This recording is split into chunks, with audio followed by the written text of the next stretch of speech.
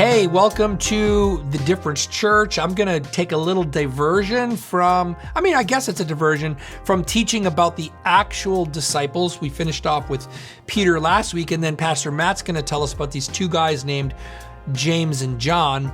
But I wanted to share, many of you know that Felicia and I had an opportunity to kind of have a 30-year anniversary trip that we've been wanting to do, to go to Italy and to Greece. And so we had a truly an amazing time while we were away. And for me personally, this was a trip to really spend with her and for us to focus on our marriage and all the things that God has done over the last 30 plus years in our lives, and sort of like reorient, right? Life with kids, then life with kids out of the house, and just experience things together that neither of us have experienced. So I didn't go over there, to be a pastor or to share the gospel with necessarily, but if you've been following along with what God has shown me for the last 6 years in this church, is I try and employ a very simple method of being a follower of Jesus. And I have taught this to you as well, because I think we as leaders, religious leaders and spiritual leaders, oftentimes we overcomplicate the things that Jesus taught, because it creates a reliance on religious leaders instead of you being able to go directly to the source. And so I've always said, hey, you can go directly to God. He's there for you, and you can listen and hear from God. And where this has come from, I want to kind of just unpack, and then I'm going to share a story that happened to me in Greece and how it all kind of comes together. But this idea that God has given me of purity and availability, you've heard me say that before, really comes from the book of Matthew, in Matthew chapter 22. So Jesus is teaching, and there's a bunch of religious leaders there listening, and they're trying to kind of trip him up. Like they have their own ideas of what the law means, what the Bible means, and what God really means. And so they're trying to trip him up. And so there's this group of people called the Sadducees. These are priests of a certain order. They don't believe in the resurrection of the dead. They don't believe there's heaven afterwards. And so they come up with this convoluted, made up story to try to trip Jesus, like, hey, say a woman is married to a man and he dies. The law says he's able to marry his brother. And let's say she marries his brother, but then he dies and another brother marries, and they go through this whole story. And then they say, so when at the resurrection of the dead, wink, wink, which we don't believe in, whose wife will she be? And Jesus, as only Jesus can do, answers him in this way. But Jesus answered and said to them, you are mistaken, since you do not understand the scriptures, nor the power of God. Woo! He's telling the people that are in charge, you don't even know the scriptures that you think you do, or the power of God. For in the resurrection, they neither marry nor are given in marriage, but are like angels in heaven. So he kind of clears that up right off the bat. So if you had any questions, there you go. Then he says, but regarding the resurrection of the dead, have you not read what was spoken to you by God? I am the God of Abraham, the God of Isaac, and the God of Jacob. He is not the God of the dead, but of the living. When the crowds heard this, they were astonished at his teaching. If you ever doubted whether or not you're going to live beyond this life, Jesus clears it up right there. He's a God of the living, not a God of the dead. And he's a God of Abraham, Isaac, and Jacob forever. He's your God forever. So here's what happens. The Sadducees get put in their place. There's another group of religious experts called the Pharisees. They were split over certain theological teachings. Well, the Pharisees overhear this, and let's pick it up the story where it says in Matthew 22:34, but when the Pharisees heard that Jesus had silenced the Sadducees, snickering along the way, I'm sure, they gathered together. And one of them, a lawyer, he would be an expert in the law, asked him a question, testing him. Teacher, which is the great commandment in the law? Meaning, which is the most important commandment? Because they knew all the commandments, they knew all the law. They were trying to trip him up because the law is supposed to be equally important. You can't violate one law, hold one law as, do this, but violate these laws. You had to follow all the laws. And he said to them, Jesus, you shall love the Lord your God with all your heart and with all your soul and with all your mind. This is the great and foremost commandment. So it kind of tells you right off the bat, without the Father in heaven and knowing that you're his child and being loved by him and loving him back, having a relationship, you have nothing else in life, right? So he sets that straight. But then he says this, and this is where God had really showed me to simplify. The second is like it. You shall love your neighbor as yourself. Upon these two commandments hang the whole law and the prophets. Everything written in the law and everything the prophets have ever spoken of can be summed up in loving the Lord your God with all your heart, your soul, and your mind, and loving your neighbor as yourself. That means as much as you love yourself, extend that love that you've been given by God to other people. Everything is based on that. And so I try to operate my life in two ways. Number one, focusing on my purity of heart with God. How much am I really loving God?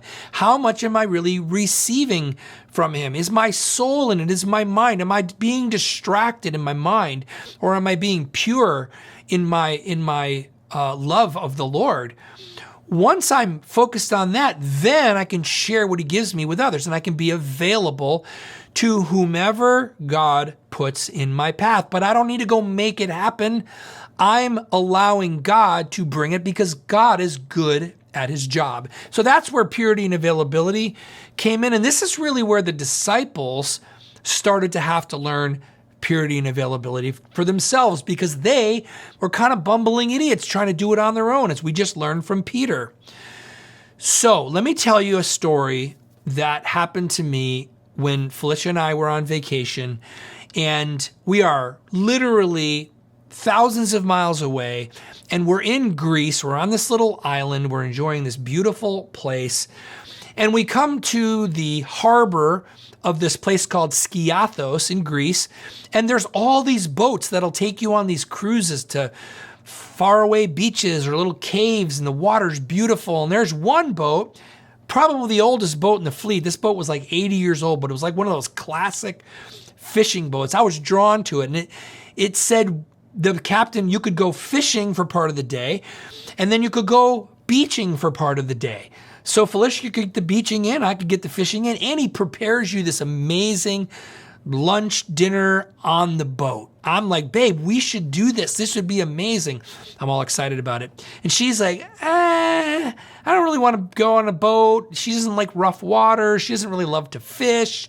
She knows I do. And so she tells me like, hey, why don't you go? I'll be fine. I'll go hang out by the pool or on the beach and read my book and, kind of have some quiet time myself. And I was like, well, I'm not going to leave you. And she was insisting, you need to go. You should go. So I signed up to go, and the next day I get up early, I take a little boat over to the harbor, and I'm waiting and I'm watching the captain kind of clean the boat up, getting prepared. He's got espresso for us. He's got cornetas and little pastries and things. Yeah, I've got a little Italian there. That's a croissant. Anyways, and I'm watching him and I'm starting to second guess. You ever do that? You're like, you're going, you've already paid for it, but you're kind of second guessing, like, what is she doing? And maybe this isn't right. And what if the weather's bad? And what if nobody else is on the boat? Or what if the guys on the boat are jerks? Or who knows, right? Your mind starts going. So I'm second guessing, I'm in my head, and all of a sudden the captain sees me sitting on this bench and he goes, my friend, come, the boat is ready. And so I come on, that's my Greek accent. So I come onto the boat, and he's very hospitable. He gives me un café and a corneta, and it's nice. But I'm the only one until this other guy shows up. And this guy is a Romanian guy. And if you've ever met people from Romania, not that I want to stereotype everybody, but a lot of men from Romania, they kind of keep their emotions very, close to the vest. And so I'm like, how you doing? How you doing? It's very, like, hi. And we're excited, though, to fish, and we're waiting on 4 other men to go. So we're sipping on our espresso and eating our pastries and kind of just waiting. And the wait's getting kind of long, and I'm like, where are these other 4 guys? Like, I'm getting a little bit annoyed. Come on, you know what I'm talking about. This happens, right? I'm losing my purity and availability because I'm missing what God might want to do. But I'm in my head on it. And so anyways, I'm like asking the captain, hey, are we leaving soon? And he's like, oh, I'm just waiting on these other guys. And well, the guys never show up. So the captain says, well, the 2 of you have the boat to yourselves for the day. I don't make any money when there's only 2 guys, but you're here. We're setting sail. So the boat sets sail. We put a couple of rods out to troll, which is when the boat goes. You put a couple lures out, maybe 100 or 200 yards out, and you wait for a fish to bite. The water's beautiful. The weather's beautiful. The sea is amazing. The setting is amazing. And I'm just settling in, like waiting for a fish to bite. Well, we're trolling around the islands for like an hour and a half, 2 hours, and we don't even see any sign of any fish, birds, bait, nothing. Nothing's hitting on anything. Then the captain tells us, yeah, we didn't catch any fish the last couple of days. And I'm like, oh, great. I'm on a fishing vessel where there's no fish anywhere in the sea. So, you're kind of like, did I make the right decision? Well, he's like, well, here, I know a place we can catch fish. It's a secret place. So he takes us to this little rock formation, and we have these poles, and we hook a shrimp onto the hook, and we drop it down to the bottom. And all of a sudden, the Romanian guy who kept saying he introduced himself, but I didn't know his name because he had an accent, and he said, Champion. And I didn't really know his name, so I didn't know what to call him other than, hey, you, right? You ever do that? Well, anyways, he's got a fish. I'm like, all right, we're catching fish. He pulls up the fish. It's a bait fish. I mean, it's small. It's tiny. And I catch a small one. He catches a small one, but I'm like, it's not even pulling on the rod. And I'm kind of like, okay, God, what is happening here? It's clear that we're not really going to catch the big one today.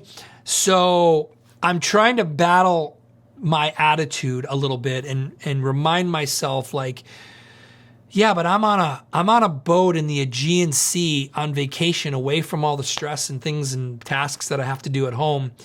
And I just settled in and said, you know what? I'm just going to enjoy the rest of the experience. Catch a fish or don't catch a fish. I don't really care. And so I sat back in my chair, and the captain handed me something to drink. And I said, man, this is not a bad way to spend an afternoon. So we hung out for a little while, tried to troll a little bit more. And the captain says, hey, we're ready to go to this private beach, and I'm going to cook you guys the best meal you've ever eaten in your life. I'm like, well, that sounds amazing to me. So he takes us to this private beach. It's this island with an abandoned castle. And he says there's this chapel that was built hundreds and hundreds of years ago on the other side. You can get to it if you hike there. And so he said we can go in the water. So I don't even wait. He anchors. I take my shirt off, and I'm in the water swimming towards shore. I get about halfway there, and I'm like, this is a pretty long swim. I don't really spend a lot of time like swimming laps. And you start to realize, did I make a mistake? Should I have had a snorkel, a mask? Anyways, long story short, I did make it to shore, and I was going to go exploring on my own, leave this other Romanian guy and the captain on whatever they want to do. But I get to shore, and it's really rocky, and the sand is hot. I don't have my water socks on or my water shoes on. And so I'm like, well, I guess I'm not going to do any exploring. So I hung out in the water for a little bit, and this other guy was back on the boat still fishing. He was catching small fish, and he was having a good time. Good for him, right? And so I decided to swim back to the boat. I made it. And I was like talking to the captain, like, hey, I want to go see that chapel and the ruins, but I don't know if I can swim back and forth a couple more times. He goes, oh, I have a paddleboard. So he gets the paddleboard down, and I get on the paddleboard, and now I am like in the zone. I'm paddleboarding around. I get onto the land. I got my shoes on, and I hike up this cliff, and I come to the other side of this island, and there in the middle of nowhere is this little white and blue chapel with cobblestone deck. Nobody there. It's just sitting there by itself. Waves crashing along the shore. I'm like 4 stories high. I can see forever. I didn't have a camera to take pictures or any of that. And I'm like, I didn't know how to appreciate the moment. Literally, I'm like, this, like, where am I? And so I asked God in the moment, can you just help me appreciate this moment? No cameras, no nothing, just for what it is that you brought me here to this place. And that's exactly what happened. He just gave me a heart open to receiving how beautiful this was. I didn't need to do anything. I just could receive it and just take some mental pictures. And you know what? Of all the photos we took, for me personally, that memory of being there, that photograph I took in my brain, is one of the most vivid. So now I was cooking with gas. Now I was allowing my heart to be open and pure and let God pour some things in and show me the beauty of his creation. Well, as I come off the mountain and I'm paddleboarding around, I see that the captain had prepared the meal. And so I go back to the boat. And let me tell you something. This meal was spectacular. Fresh prawns and linguine and an olive oil, red sauce with a homemade salad and croutons, the best bread you've ever eaten in your life. And the captain's pouring us a glass of white Greek wine. And it was spectacular. And so we're there just enjoying a meal in the middle of the Aegean Sea. The captain goes up to his helm, and it's me and this Romanian guy sitting there. And as we're sharing a meal, he starts telling me, he has no idea what I do. He knows I'm from the States. He knows I like to fish. He knows I have a wife that I'm here with. That's about it. He starts telling me and opening up his heart about losing his father during COVID in 2020. And it's an emotional story because his dad was his hero, and his dad meant everything to him. And so he's sort of tearing up as he's sharing how difficult it was to lose his father and how that sort of changed him and how his father and him used to like to fish together and all these different things. And I'm just being a friend. I'm just being available, right? Because I had the purity with God. I'm just being available now. My heart is in the right place. And I'm asking him questions and I'm just listening as a friend would do. And lo and behold, the story starts shifting to where he starts then getting angry. Because guess what? The church that his father had volunteered at, because his father was a devout Christian, the church, when the father died, kind of blew off this man and his family because of COVID, because they didn't want to be around people and they didn't want to get sick. And so they treated him very poorly, and they did not honor his father properly. And in this man's greatest moment of need, really, they failed him. And so this Romanian guy is telling me this. He's pouring out his heart and he's kind of like cursing about it because he's mad. He's angry. The priest that was supposed to minister to the family was someone he has known. They went to school together as children, and he said it was just the most disappointing thing, which kind of caused him to then say the whole church is BS. And he's telling me all this. He's getting it all out. And I'm like, come on, hit me, talk to me, get it out. And he's getting it all out. He finally takes a deep breath. He kind of dries his tears. He has to gather himself a little bit. We're eating. And finally, God says, go ahead and tell him who you are. And I look at him and I said, well, my friend, I said, today, God told the other 4 guys not to be on the boat so that you and I could have this conversation. Because sitting across the table on the boat from you is a pastor who left the church building in 2020 to start a movement with no people, no money, and no place to gather in. And now I'm here maybe to help you find healing in this journey that sounds very, very difficult. And where people should have stepped up and been there for you, they weren't. But I want you to know that God was always there. The Father was always there with you. And not all people in Christian leadership are bad. Not everybody gets it wrong. But yes, religion oftentimes gets it wrong.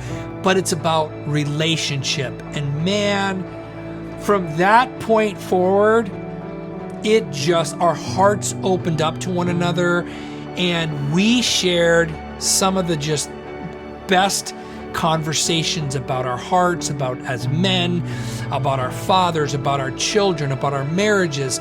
We had theological conversations. We're talking about Jesus and the disciples and all this different stuff, to where the captain was listening the whole time, and he comes out of his helm and comes in and he starts saying, my friends, I'm listening to everything you're saying, and I agree. The church is not a building. It's right here where we are. God's presence is with us right here. And this Romanian guy, because we were talking about solitude and silence, looks at him and he goes, you know, solitude and silence. He points to me because that's what we were talking about. And we just had, it was like everything I've been teaching for the last 6 years came together with two strangers in a boat in the middle of the Aegean Sea. And we shared a brotherhood. And in that moment, as I've been teaching about the disciples and them being on these wooden boats, which is what I was on, God gave me an experience right there where he showed me in my mind, in my heart, the captain was just like Peter, full of passion and zeal, loud, hospitable. And the other man was like Thomas. Thomas was also full of zeal, but he had been wounded in some way and he had doubted these guys that should have been there. And in that moment, I got to experience what it was like probably to be a disciple on a boat in the middle of the Aegean Sea in the Mediterranean, where Jesus was trying to minister in the same place. To me, I understood now what it must have been like to be one of the disciples there having these conversations. It was an experience I will never forget. Well, now me and this other man and the captain, we're fast friends, we're cheersing, we're hugging, we're just having a great time. We took a selfie before we got off the boat, and as we said our goodbyes, me and the Romanian guy, and we already had the captain's number, we exchanged numbers, but I remember I didn't know his name because he said it so hard in an accent. So I asked him to enter it into my phone, and wouldn't you know it, his name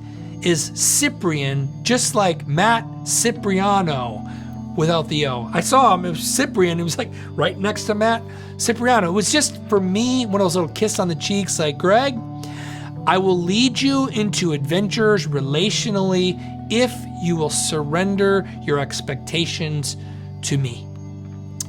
And so this man, Cyprian, and I became friends that day. And we had texted throughout the next day. That was on a Wednesday. On Thursday about potentially going back on the boat, but it never really worked out. And I knew he was leaving for Romania on Friday. And so on Friday morning, I said, hey, my friend, I know you're heading back to Romania today. I just want to wish you the best and let's stay in touch. And he said, you need to come to Romania. I'll take you fishing on the Black Sea. Who knows if I'll ever get to do that, but it was an invitation. And I told him the same. We'll take you fishing in Tampa Bay.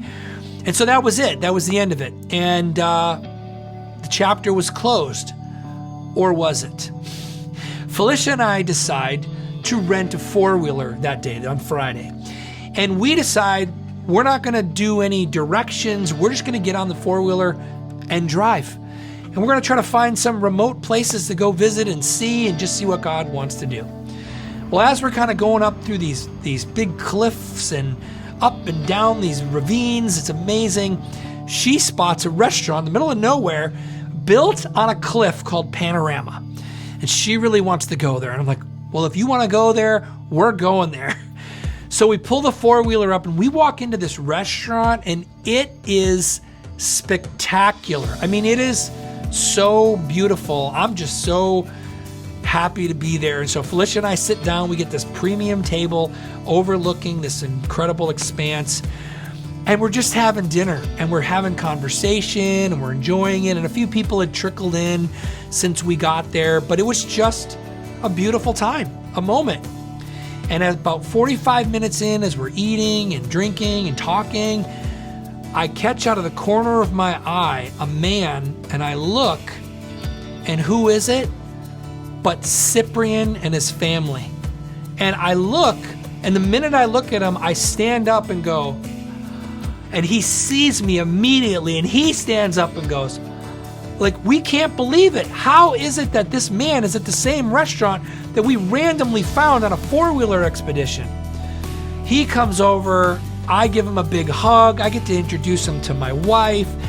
Then we go over to his table, we get to meet his wife and his daughter. We have this amazing time, conversation. We had to take a selfie together. This was such an incredible God incident where you could not deny that God was doing something amazing. And my friend Cyprian and I have texted several times since then, and I don't know if I'll ever get to see him again, but I know I have a friend over in Romania, and he knows he has a friend over here. And there was restoration and healing that happened that day. This is what purity and availability looks like in the everyday life. And I don't want you to think, well, it only happens to me because I'm somehow special. No, I'm not. I sometimes miss it. But I have cultivated within me a spirit of wanting more purity with God, and then asking the Holy Spirit to help make me available, because I will miss it. I'm a knucklehead sometimes, but whenever God brings me into deeper relationship with Him and I open myself up, it brings me into deeper relationship with others. This is why I did a boat sandbar gathering recently, because it's about relationship. It's not about a service. It's not about rituals that we have to accomplish. It's about living life as followers of Jesus together. I want to give you guys an opportunity to share your own hearts on this and how to live more pure and available to God, and keep us all rowing in the same direction. This is a lifestyle, and this is something that God is going to continue to open up your heart and pour good things in: love, peace, joy, and hope. Enjoy your conversations as these questions come at the end of the video. God bless you.